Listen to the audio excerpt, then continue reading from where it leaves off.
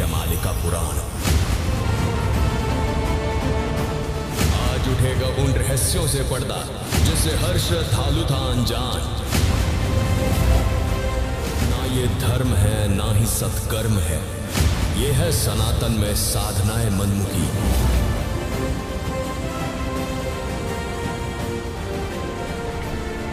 दर्शकों 2025 आने वाला है। नए साल की शुरुआत से ही भविष्यवाणियों का दौर शुरू हो गया है। तो आइए दर्शकों जानते हैं सभी भविष्य वक्ताओं की भविष्यवाणियों के अनुसार क्या क्या होने वाला है साल 2025 में। दर्शकों, कबीर परमात्मा ने नानक जी को संपूर्ण अध्यात्म ज्ञान से परिचित करवा दिया था। श्री नानक जी भी इस प्रकार की श्राद्ध क्रिया तथा कर्मकांडी साधना का पुरजोर खंडन करते थे, जिसका प्रमाण भाई बाले वाली श्री गुरु नानक देव जी की जन्म साखी में भी देखने को मिलता है।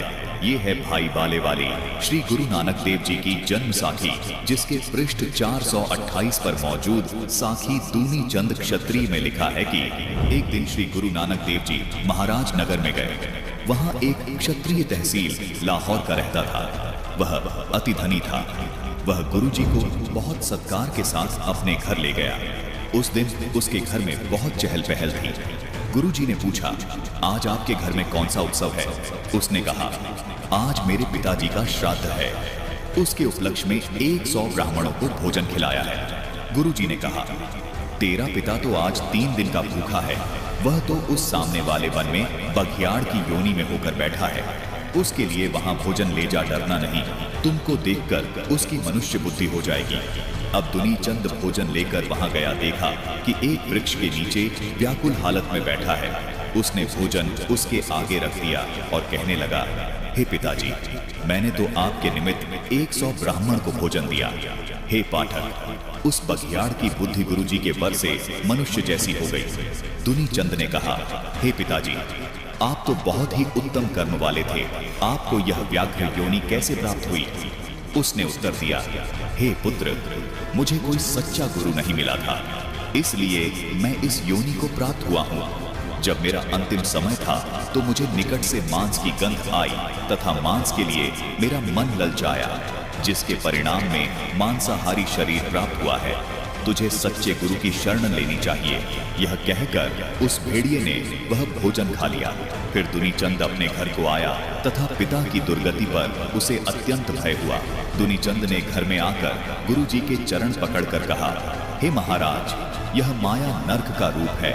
मेरे पास 7 लाख रुपया है, मैं आपके अर्पण करता हूँ। इसे आप जहाँ चाहें लगाएं। यह माया तो मेरा परलोक नाश कर देगी, अथवा जैसे यह मेरे लोक परलोक में सहायक बने, वह मार्ग बताओ।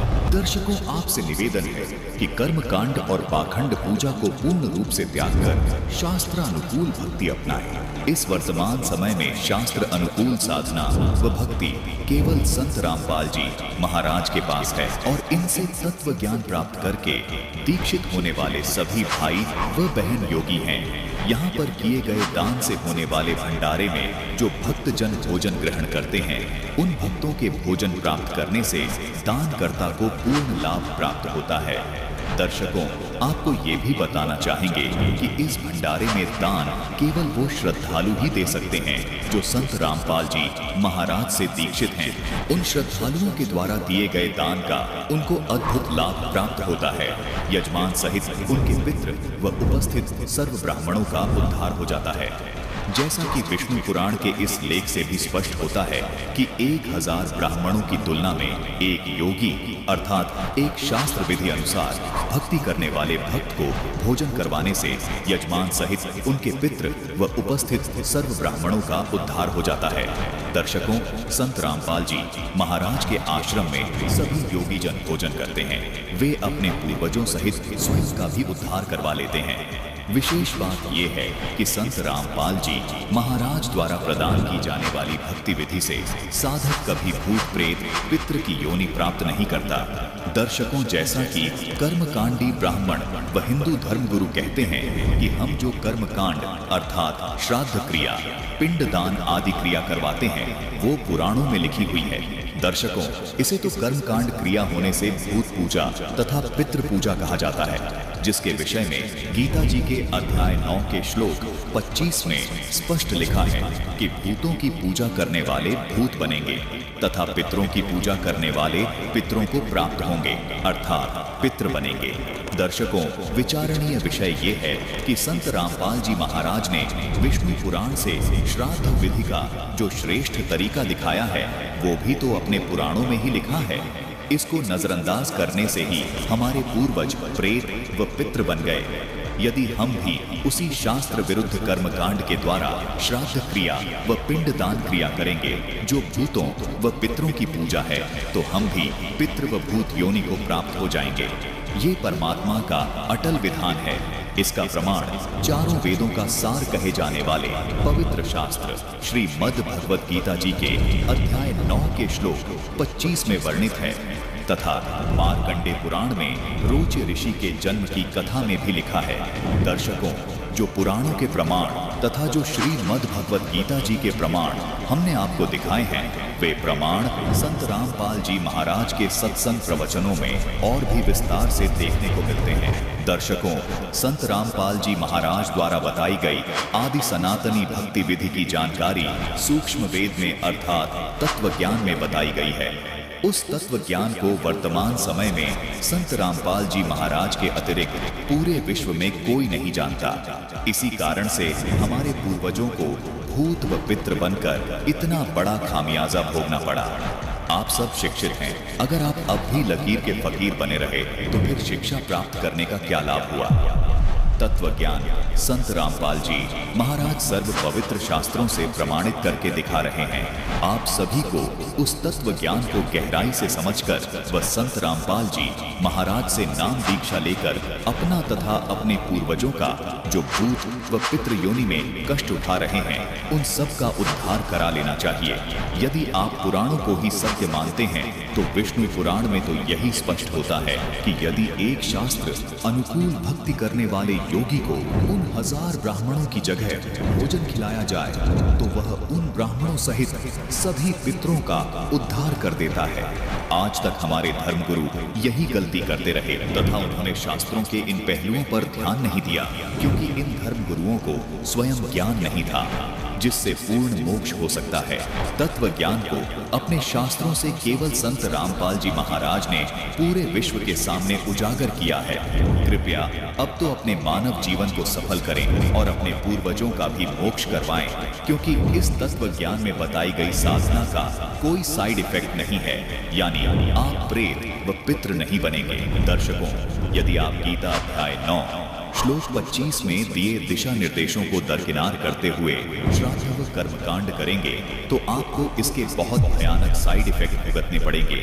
यानी यदि आप रानी मंतालसा द्वारा बताई गई विधि से कर्मकांड करोगे तो आप भूत व पितृ योनि को प्राप्त करेंगे, क्योंकि रुचि ऋषि के पूर्वजों ने उस साधना को किया जिसको वेदों में अविद्या बताया गया है। अर्थात श्राद्ध व कर्मकांड करने के साइड इफेक्ट ये हुए कि रुचि ऋषि के पूर्वज भूत व पितृ योनि को प्राप्त हुए। दर्शकों, यदि आप संत रामपाल जी महाराज द्वारा बताई गई शास्त्र प्रमाणित विधि के अनुसार तथा विष्णु पुराण के इस लेख के अनुसार श्राद्ध क्रिया करेंगे तो इसके कोई साइड इफेक्ट नहीं होंगे, बल्कि ये शास्त्र अनुसार साधना होने से आपके साथ साथ आपके पूर्वजों का भी उद्धार हो जाएगा। क्योंकि गीता जी के अनुसार भूत पूजने वाले भूत बनेंगे, पितृ पूजने वाले पितृ बनेंगे।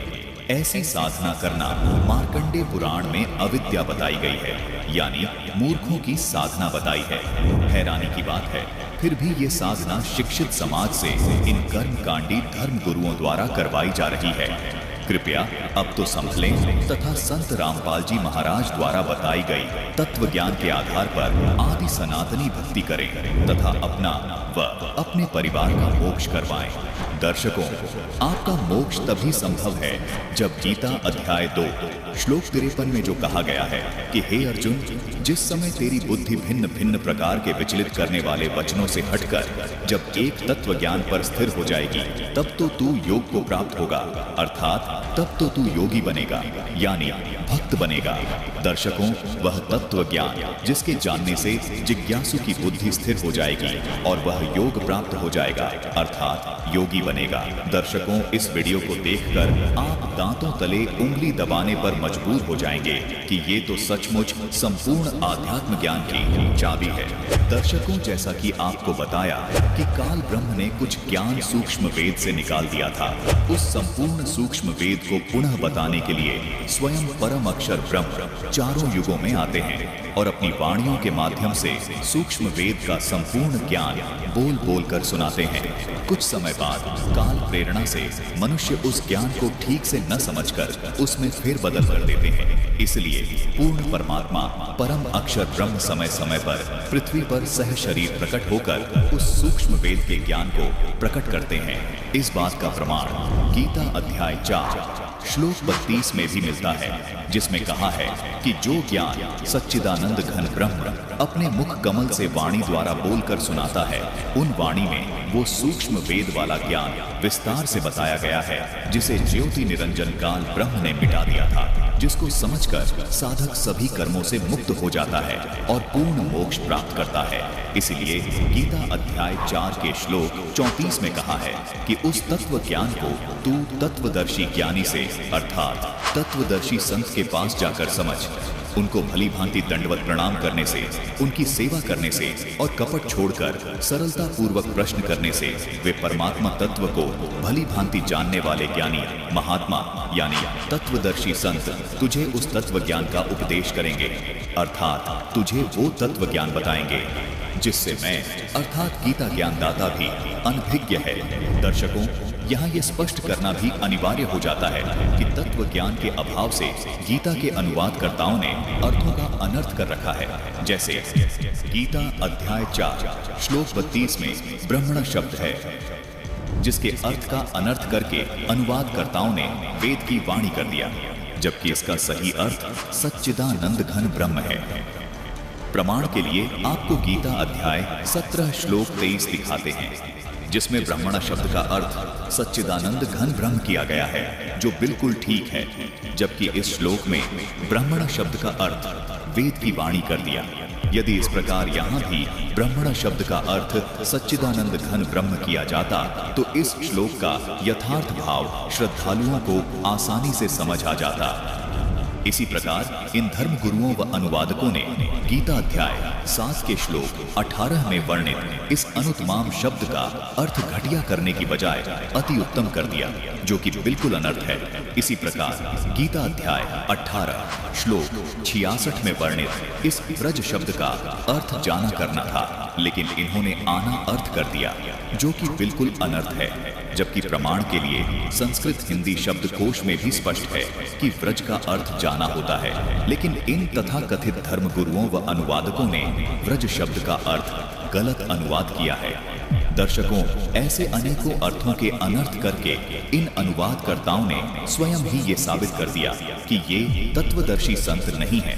तत्वदर्शी संत के अभाव में ही गीता के श्लोकों के अर्थों के अनर्थ हुए हैं, जिसको आज यथार्थ रूप से स्वयं तत्वदर्शी संत रूप में आए संत रामपाल जी महाराज बता रहे हैं।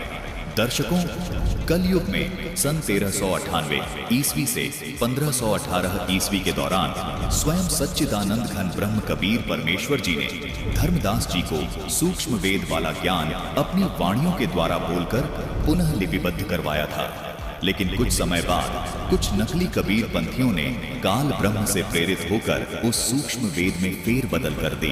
इसलिए सच्चिदानंद घन ब्रह्म कबीर परमेश्वर जी ने सन 1727 ईस्वी में सह शरीर प्रकट होकर संत गरीबदास जी महाराज को ये सूक्ष्म वेद का ज्ञान प्रदान किया, जो आज वर्तमान में संत रामपाल जी महाराज के पास बिना किसी फेर बदल के शुद्धतम रूप में ज्यों का त्यों उपलब्ध है, जिसको अमर ग्रंथ अर्थात सूक्ष्म वेद के नाम से जाना जाता है।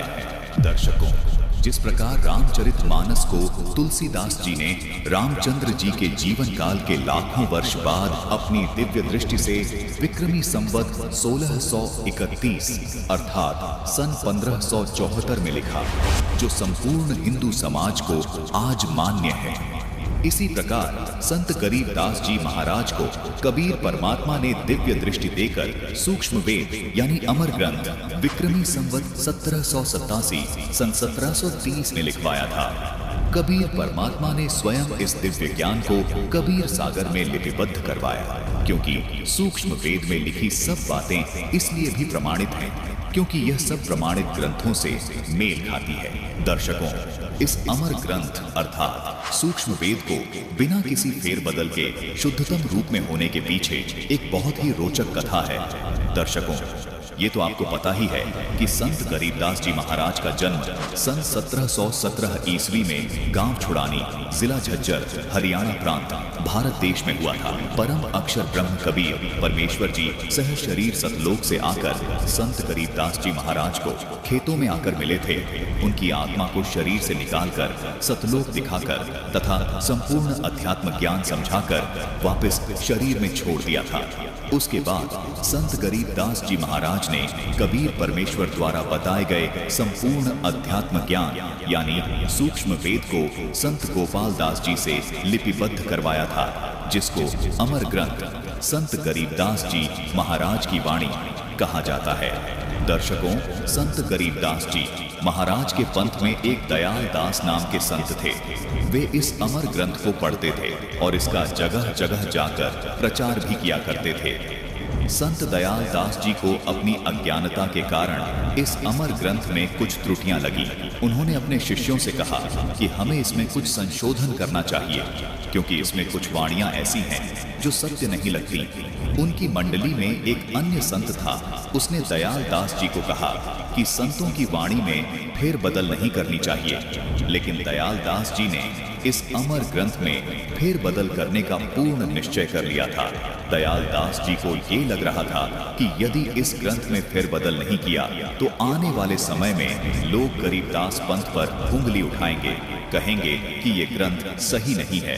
अगली सुबह दयाल दास जी को अमर ग्रंथ में फेरबदल का कार्य शुरू करना था। उसी रात्रि में दयाल दास जी को अधरंग अर्थात लकवा लग गया और जुबान भी बिल्कुल बंद हो गई। दयाल दास जी को भी अब एहसास हो चुका था कि मैं बहुत बड़ी गलती करने जा रहा था, जो संत गरीबदास जी को मंजूर नहीं थी। इसलिए परमात्मा ने मुझे ये सजा दी। उस दयाल दास जी ने छुड़ानी गांव में अपना अलग से एक आश्रम बना रखा था। उनको वहां लाया गया।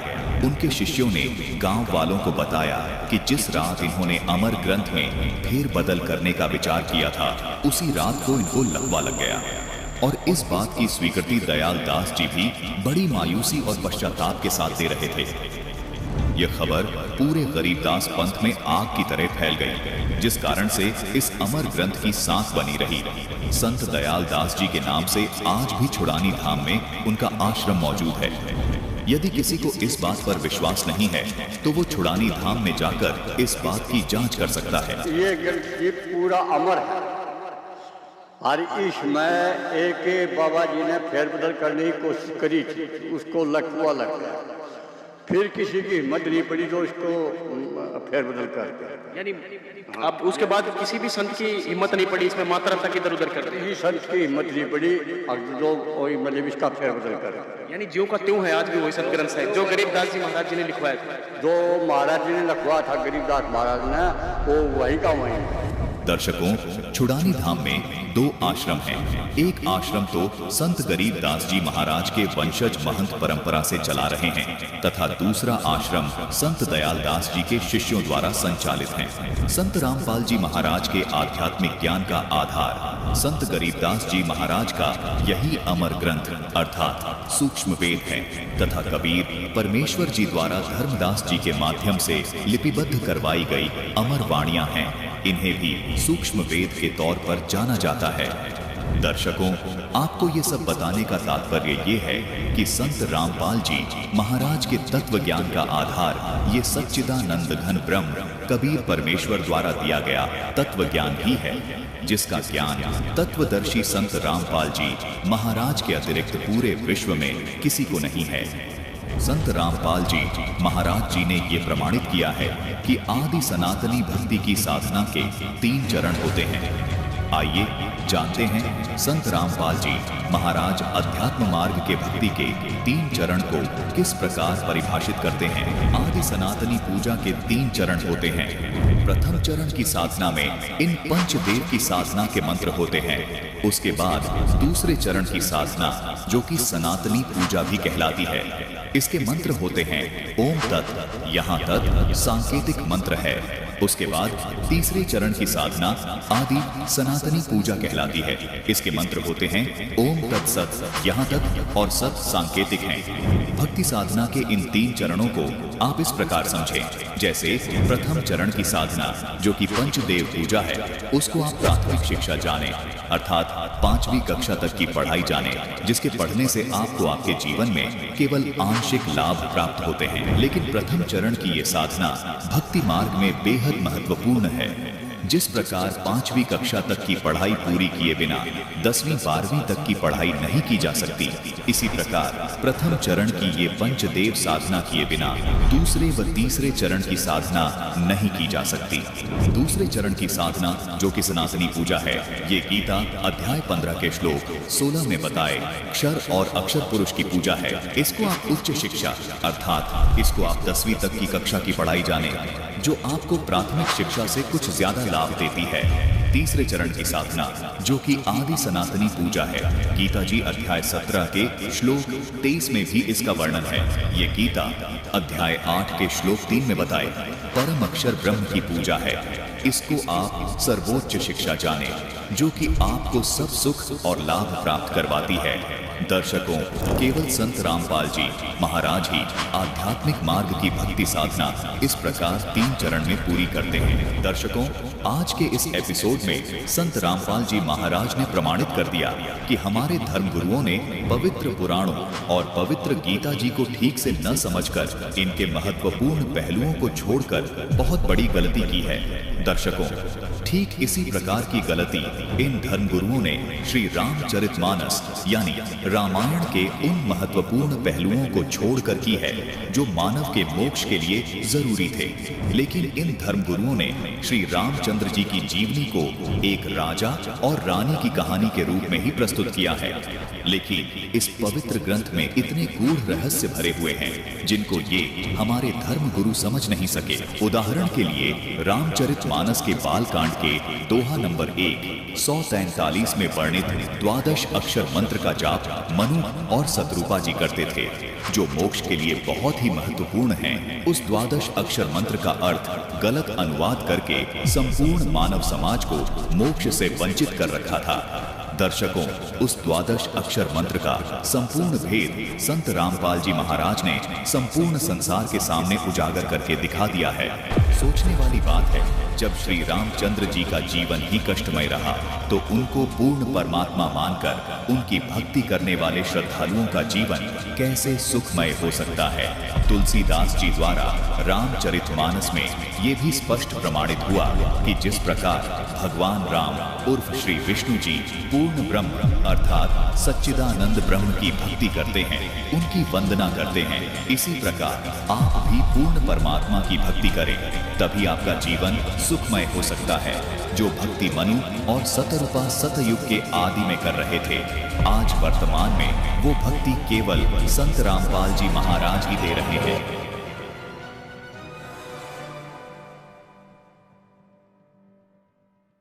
तो दर्शकों, आज की वीडियो में सिर्फ इतना ही। फिर मिलते हैं एक और नई वीडियो के साथ। दर्शकों, इस वीडियो के बारे में आपकी क्या राय है, हमें कमेंट बॉक्स में ज़रूर बताइए। अगर आपको ये वीडियो अच्छी लगी हो तो वीडियो को लाइक ज़रूर कीजिए। अगर आप चैनल पर नए हैं तो चैनल को सब्सक्राइब करके और नोटिफिकेशन को भी ऑन कर दीजिए, जिससे आपको हमारी हर नई वीडियो की नोटिफिकेशन मिलती रहे सबसे पहले। धन्यवाद।